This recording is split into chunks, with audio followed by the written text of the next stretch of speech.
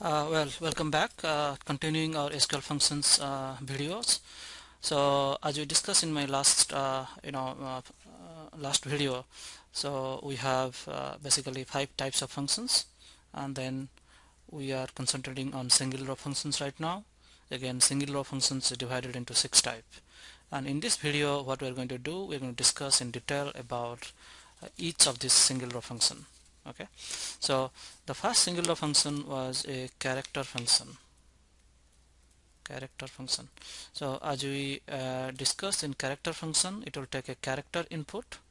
So character input, and it can give you either a numeric output or it can give you a character output. Okay, so let's take an example what kind of things are in following in two cases. Say for example, I have in my slide, so I have this king, K-I-N-G, right? So the input is a character, right? And then if I get an output, say I want to find out this king in the lower case. Okay, so in that case what I'm going to do, I'm going to do select lower ename from MP. So if I do, what is going to happen is that whatever this value of for each row, this value of ename will come into this function, is fed into the function as input, and the output will be given in the lower case. So this is an example of character input, character output. Okay. The second example is that if I want to know what is the length of the string ename, that means if I want to find out that this is King, this 4, the answer here is Blake is 5, Clark is 5, so on, right? So in order to do that, what I do, I call a function called select length, then ename from emp. So in this case what's going to happen is that the input is a character string, the output is a length of the string, which is a numeric. Okay, so the character function is, these are the example of 2 character functions. And some other example if I want to give, say I have 2 character called hello, 2 string called hello, and another string called world. And if you want to concatenate them, then I can use a function called concat, and then string 1 comma string 2. The resultant will be a string that is the concatenation of string 1 and string 2. If I like to know, I have a string called world, and I want to find out the first 3 characters, so I can use something called substring. Okay, so here is a like substring, and then I can give the string name. String name is world in the quotation, and then give from where I need to start, from 1 to 2. So that means it will start from here and it will go up to 2 characters. So the answer for this will be WO.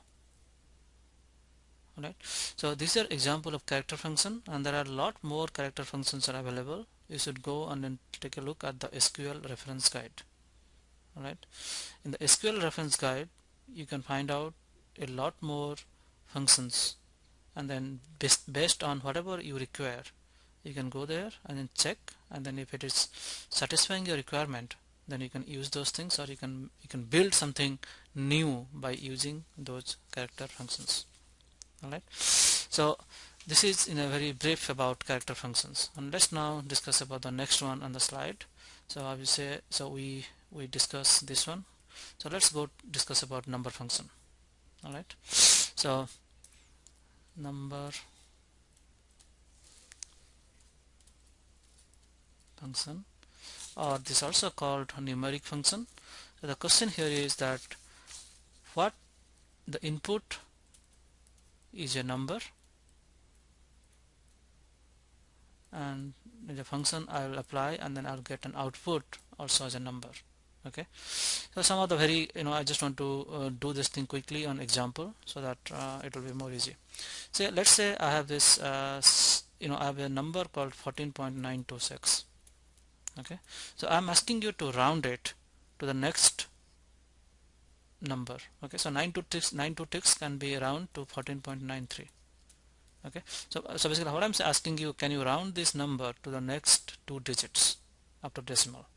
Okay, so 14.926 will become 14.93, say 15.123 will become 15.13. Okay, so on. So in order to do this thing, you need to use a function called round. Okay, and then you give the number 14.926, then up to what decimal point you need to round. If you put it 1, then it will become 15. 14.9, so next one is 15. It become 2, so this will give you the answer 14.93. So round is an example of number functions which takes a number input and gives a number output. Alright, so if I ask you, instead of giving 14.926 to round it, can you just truncate the 6? Just give me up to 2. Well, you can go on and take a look at this Oracle SQL reference guide. You will find a function called trunc. It's 14.926. If I give 2, then it will just truncate the last digit. So this will give me 14.92. Right? Then here is another function, another things we always ask. We have two numbers, 6020. So what is the remainder? So what is the remainder? If I divide this number 1 with number 2, then what is the remainder of the result? To get that things done, we need to use a function called mod or modulus.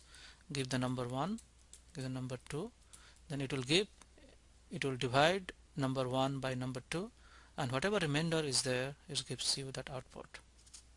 Okay, then another function called ceil. Okay, so ceil is basically going to do, like, if you give 26.8, then it will take you to the next integer, 27. If you want to floor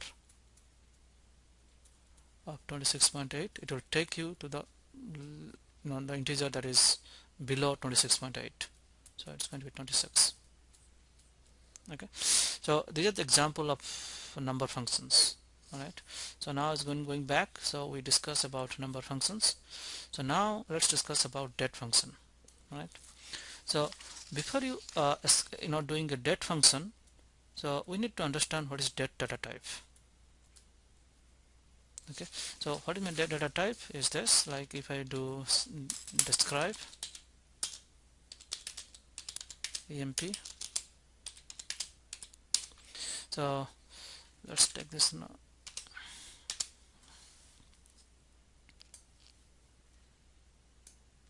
Okay, so what you're seeing here is that the description of employee table.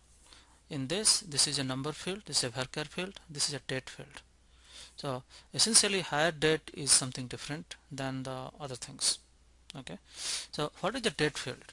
So Oracle stores all these date fields in an internal numeric format. It's a numeric format. Alright, so like whenever you give a date, it stores the century, the month,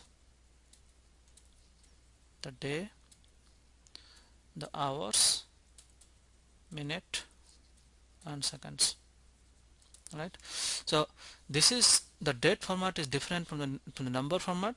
The number format, we just store a number like 10, 15 or something, but whereas date format, we store combination of all this thing. Alright, then so that is our number one point. So stores date in a numeric format. Second thing is that the default date format is dd monyy. Right, so even though it stores in this way, but if you query, it will show you in this way. The reason is that the format on which Oracle is told to show is dd monyy. So for example, if I want to show you select hire date from emp. Okay, so So this is the query that I ran right now.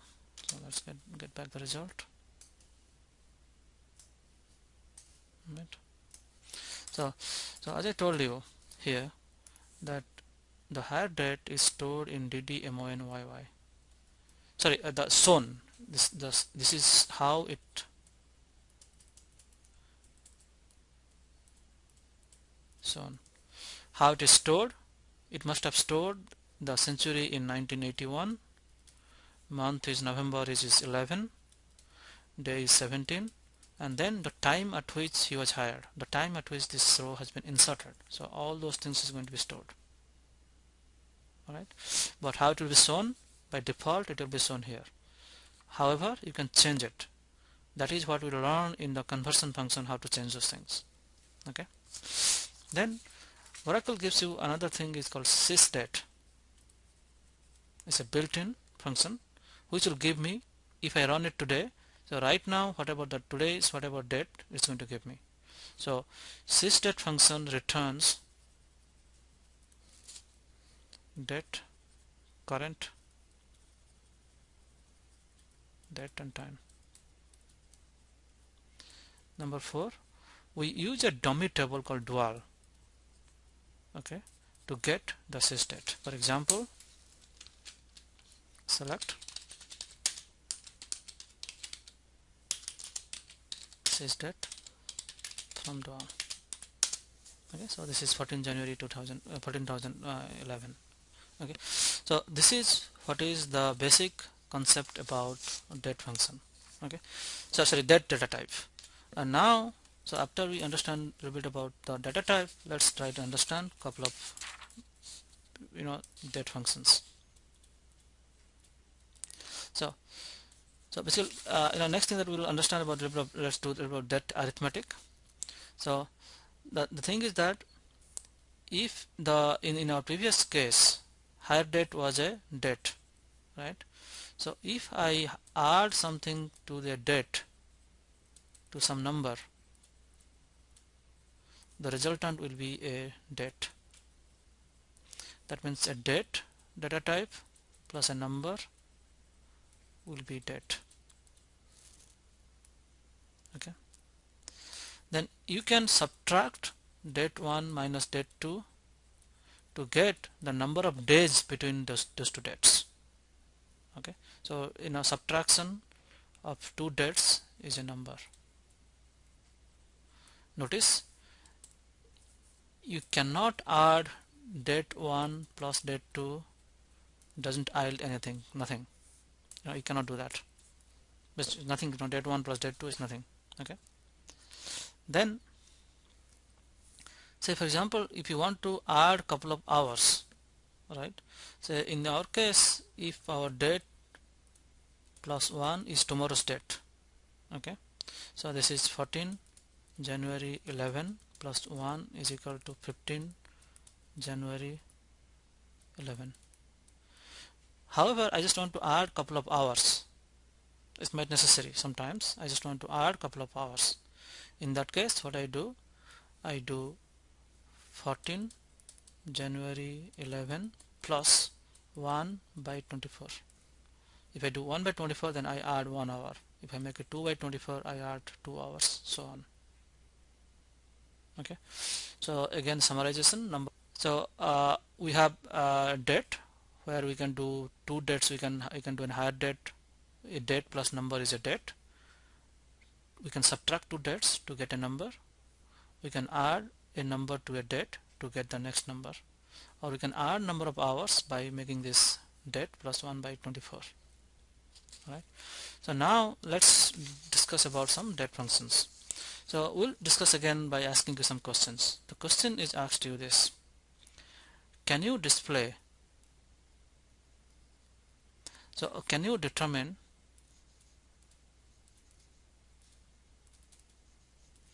how many days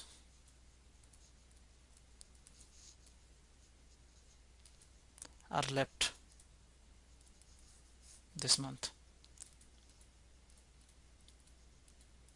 Okay, so how many days are left in this month? If I ask you this question, so basically you need to find out to solve this thing, you need to find out what is today's date. Today's date.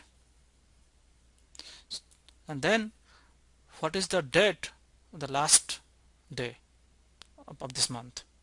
So what is last day of month? Okay, so today's date, say you calculate is date 1, and the last day is date 2. Then you subtract date 2 minus date 1, then whatever the number of days is left, so that is what is the number of days left. Okay, so you cannot just say that today is a January, so the last day is 31 January 2011. Okay, but if I run that query in the next month, then it's going to give me a wrong result. So what I need to find out is that today's date I can find out by calling this function called sysdate. Okay, so the challenge is to find out what is the last day of this month. Okay, as I told you, absolutely you can go on and check the Oracle SQL documentation. There is a function called last underscore date. Okay, so last underscore day, if I give a date, alright, if I give a date input, it will give me an output which is also the date, which is the last date of that month. Alright, so that means if I put last underscore date sysdate, so it will first determine the sysdate, and sysdate is 14 January 11. So last day of 14 January 11 will compute 31 January 11. Okay, then whatever this value I got here, if I subtract this one from sysdate, then I'll get number of days. Right, then so this is how you use a date function to compute something. There are a lot of questions, like they will ask you, they will give you two date. Date 1 is say 01 January 1990. Alright, and date 2 is say today's date 11 January 2011. So can you tell me how many number of months in between?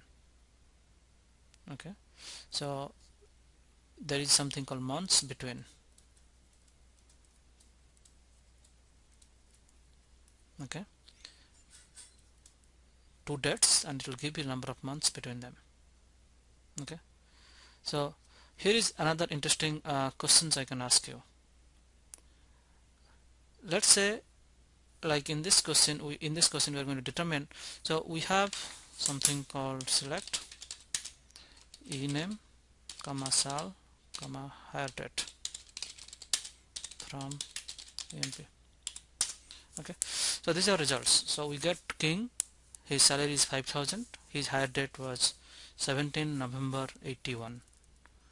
My question is, can you find out how much money King makes, how much money King has made from this company?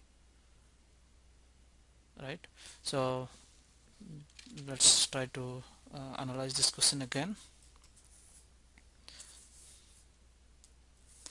So the question I'm asking you is very simple. Okay, so King's salary is 5,000 and he joined in 81, November 81. Alright, so can you determine, assume that even if he works for a partial month he gets full salary. Okay, so can you determine how much money King had already made from this job? So first thing is that find out how many months